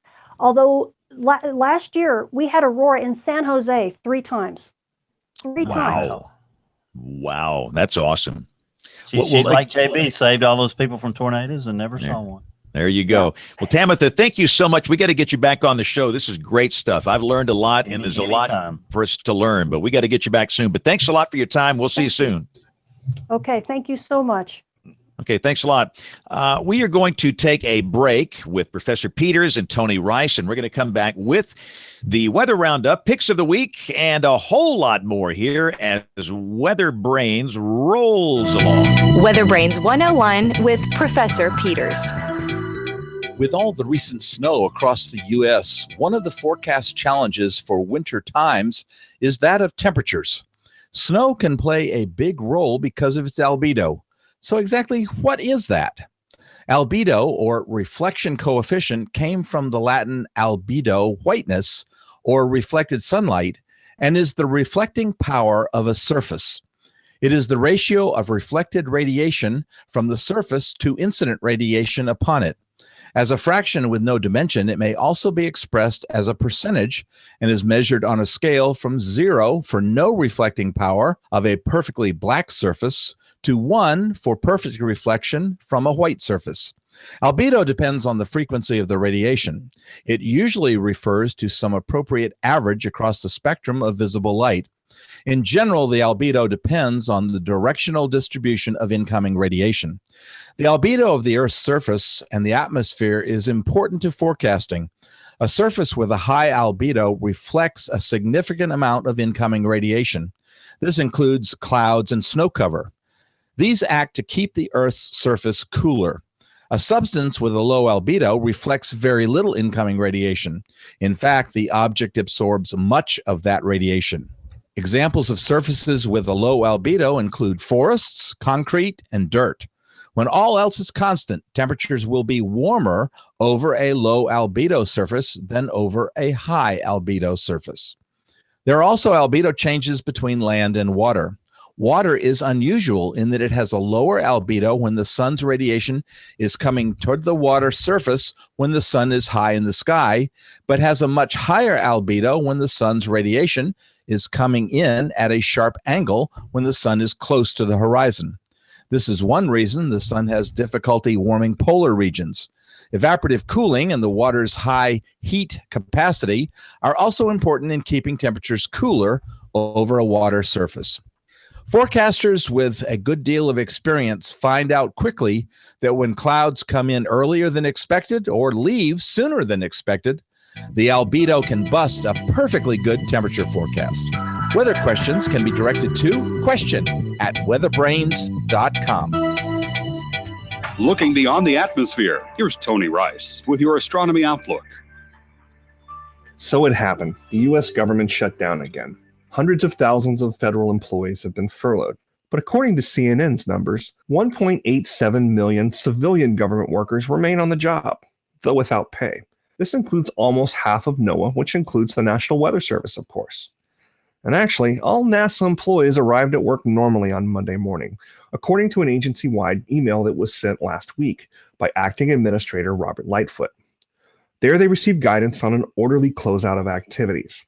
It's all part of a plan that was submitted at the end of November and is unfortunately a familiar one.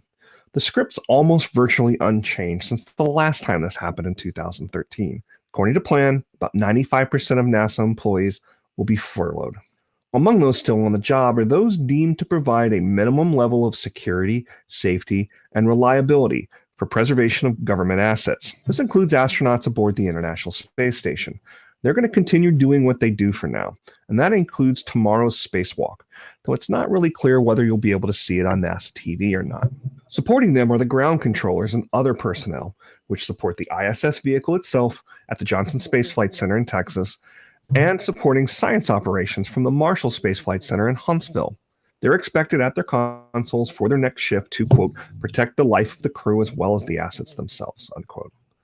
The plan does call for tours and public education events to be canceled, but visitor centers are generally run by nonprofits or outside vendors, and they remain open with some limitations. Tours of NASA centers themselves are suspended. This includes the Johnson Space Center in Houston, the Marshall Space Flight Center in Huntsville, and the Stennis Space Center in Mississippi. Basic bus tours will continue through what may be a very quiet Kennedy Space Center, but those extended tours of Launch Control Center and Cape Canaveral's historic launch pads are suspended throughout the shutdown. The Air and Space Museum on both the National Mall and the Udvar Hazy Center near Dulles Airport in Northern Virginia remained open through the weekend, but will be closed Monday morning through the end of the shutdown. For other NASA visitor centers that are located off of government property, including the Langley and Glenn Research Centers in Virginia and Ohio, it's business as usual. While they serve as repositories for artifacts from their nearby NASA centers, they don't offer tours. The effects of the shutdown certainly will be felt beyond the federal government, and the space business is no different. SpaceX planned to test fire its massive Falcon 9 rocket soon, but the furlough could make the Kennedy Space Center personnel who support Launch Pad 39A unavailable. On a more pleasant note, you don't need congressional approval to go outside and look at Jupiter this week. It'll be framed in the constellation Lyra. Rising about 2 a.m., it'll reach 30 degrees above the south-southeast horizon by twilight. You can't miss it. It'll be the brightest point of light in the sky during that time. Also, on Friday, grab some binoculars and look towards the waxing gibbous moon. It moves through the Hyades, a V-shaped cluster of stars in the constellation Taurus. That's your Astronomy Outlook.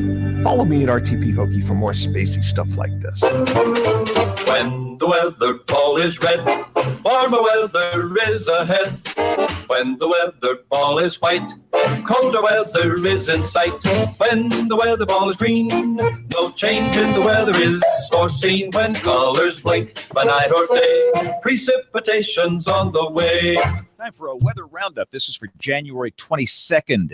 2018. And having said that, Bill, Nate, Kim, I hate to do this, but I've got to go to Studio A and do some television. But I'm just thankful where we are down here, we have no snow issues to deal with this week. Y'all take it away. Amen to that. Nate, you want the controls? No, I'll let you have it. I'm rusty. I had to crash the plane. I need an instructor. I gotta fly with somebody the first time back. There's no weather roundup for me because the EDD site from the National Weather Service is a victim of the shutdown. I'm trying to wrap my head around how that is. It's a website. I mean, I get there are people that run it that would fix it if it breaks. But I don't understand why they just can't leave it up. And when it breaks, it breaks. But that's just me. I'm sure there's a reason, and I'm sure they'll tell us. Just wrapping my head around that. So you'll be shipping all those houseplants back to their owners tomorrow, Kim? Is that? I guess so. Yep, I'll have people stopping by. All of the poor orphaned houseplants are going to go back. We actually just got a call from Silver Spring, all of us NOAA employees and affiliates, saying that we are ordered to go back tomorrow. They were very brusque about it too. It was a very harsh, like, get back to work message. So we get it. We're going. Happy about it, or what? Like they were hoping for a longer shutdown, or what? Right? I don't know. But we were ready here. There are so many different philosophies about the websites that were taken down and not taken down, and what should or shouldn't be shut down during a shutdown. And this year, apparently, there were a lot of changes from what people experienced even in 2013. So it'll be a continually evolving surprise every time that we face it, guys. You just never know what you're going to see And who knows? We may do it again here in about 2.5 weeks. That's right. Yeah. And so, every morning on the way to school, we listen to a channel on XM, a guy named Ron Ross, and he does a question of the day. So for you two, the question of the day was, which president had the most?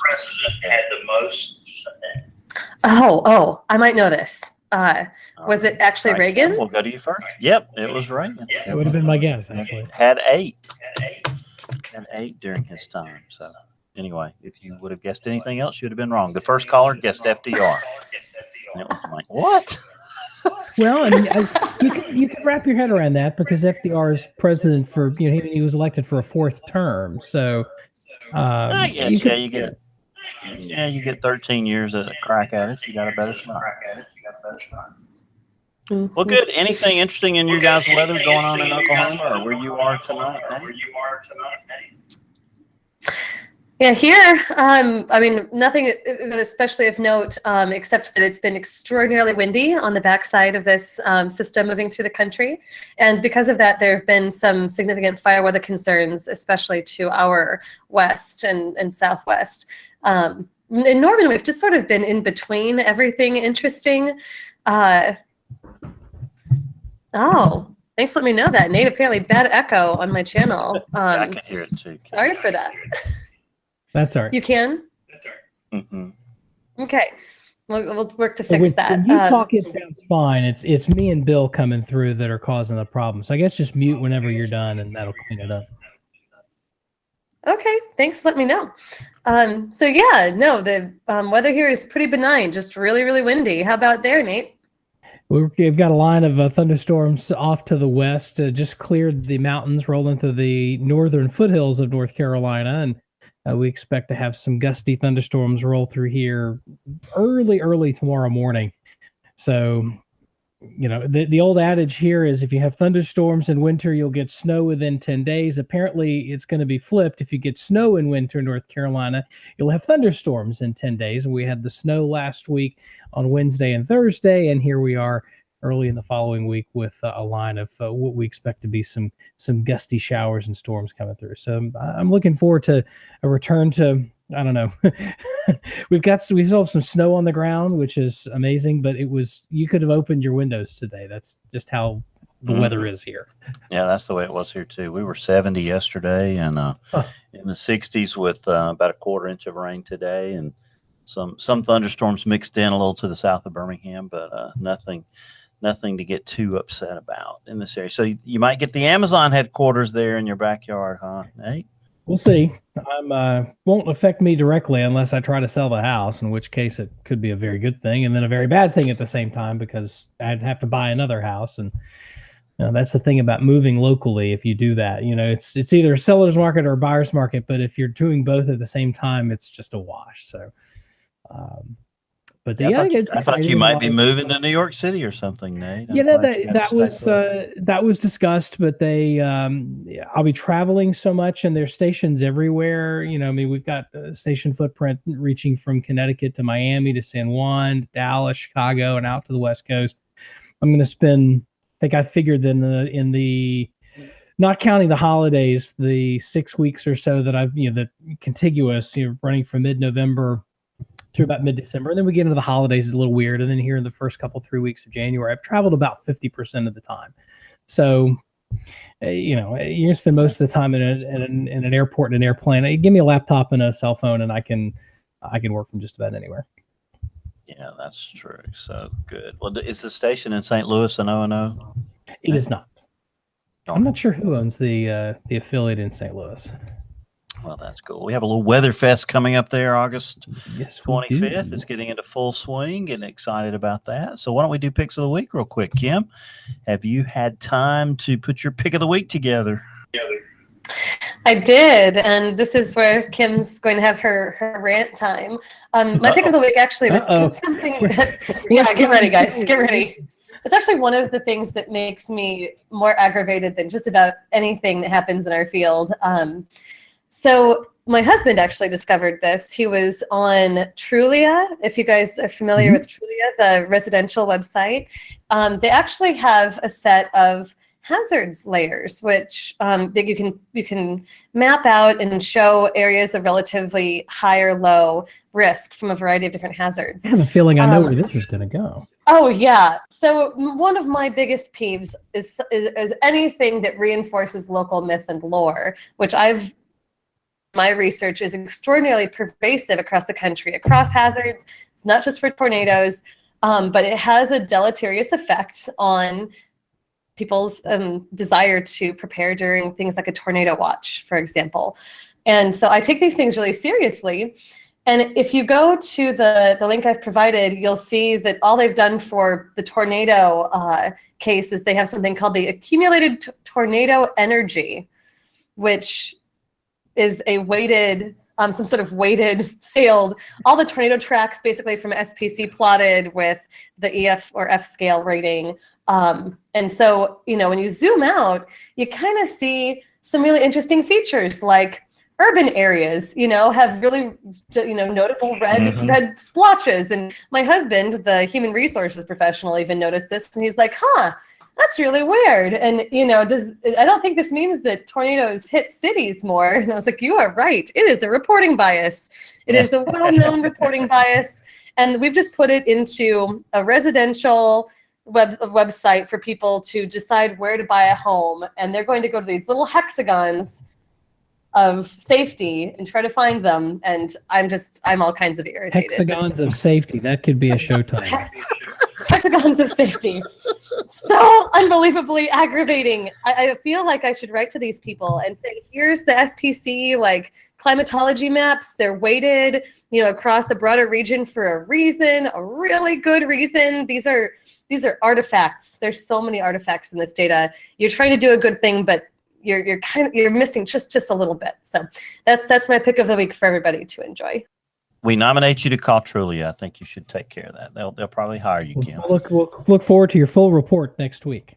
Exactly. So great rant, great pick, Kim. And Nate Johnson, it is just really refreshing and awesome to have you back on the show. It's good to be back. I had to duck out in the middle of the interview because one of my kids decided she didn't want to sleep all the way through the night. We're in that stage where I've got one that's 7, one that's 3, and one that's 21 months. And the 21-month-old is really having a hard time with bedtime and sleeping in her bed all the way through the night. Still loves crashing mom and dad. So we'll see. It's a sweet time, but she'll have to be a big girl eventually. But anyway, pick of the week. Our station, I gotta be a company guy, I'd be a shill, but our station in Hartford, Connecticut did some really cool stories last week about how the Connecticut River had more or less iced over, and you've got these big chunks of ice floating in the river, and occasionally they're jamming up and causing flooding and things like that. That's something that we have to deal with here in the South very often.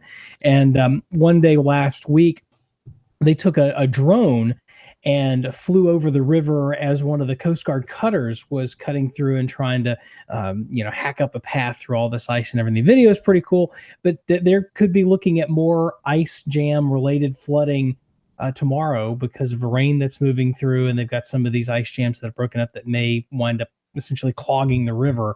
It's just, again, fascinating because it's not something we have to deal with here in the South. So definitely check that out.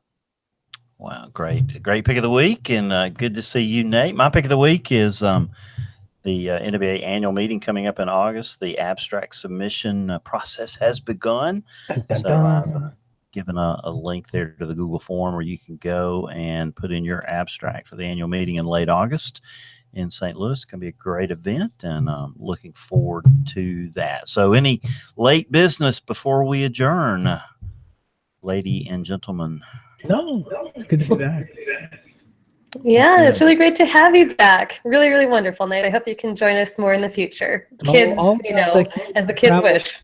Travel schedules. I think I'll be, if I'm able to join next week, it'll be from a hotel room somewhere in the middle part of the country, the wonderful middle part, and we'll see how things shake out. It's one of those things. It could be easier to join by stealing some of Bill's hotel Wi-Fi. They've got it so proportioned down now. It's getting harder and harder to make it work. So. Well, but the Google Hangouts works on the phone, and I got plenty of bandwidth over LTE. So that's true. My new Wi-Fi tends to run about 60 megs down, and it's not bad. That's not bad at all. Well, good. Well, ladies and gentlemen, this is WeatherBrains, the weekly netcast. It's all about weather. We do it on Monday nights, generally in the regular part of the year, outside vacation time for our host, our esteemed host, James Spann. But we'll be back next Monday night which I have no idea who the guest is going to be, because I've had a really frustrating time with the upcoming one. But maybe I'll swap in Dr. Rick Knabb, who was supposed to be tonight. I thought Tamitha was a great last minute get for sure. And I learned, I think, more about space weather in 2 conversations with her than I knew the entire time before. So that's fascinating. Well, good. Well, we'll be back next Monday night with some guests to be determined. So if you have a guest suggestion, send it to us at email@weatherbrains.com, and we'll rush somebody into production, and we'll see you again next Monday night. Thanks, and have a great week. Thanks, Bill. Have a great one. Thanks, Kim. Thank you, Nate. Good to see you both. Bye.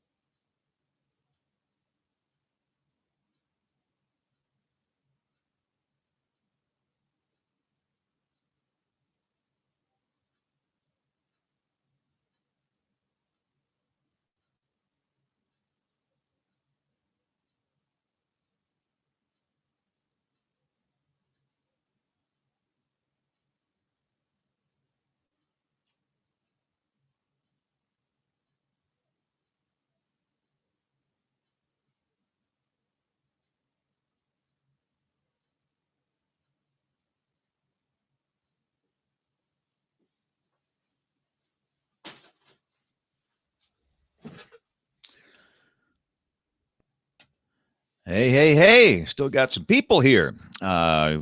Very fascinating show tonight. That was great having Tamitha on with us, and got to go do some weather over here. Just wanted to thank you guys, and we'll see y'all next Monday night. Y'all have a great week, and God bless. Bye-bye.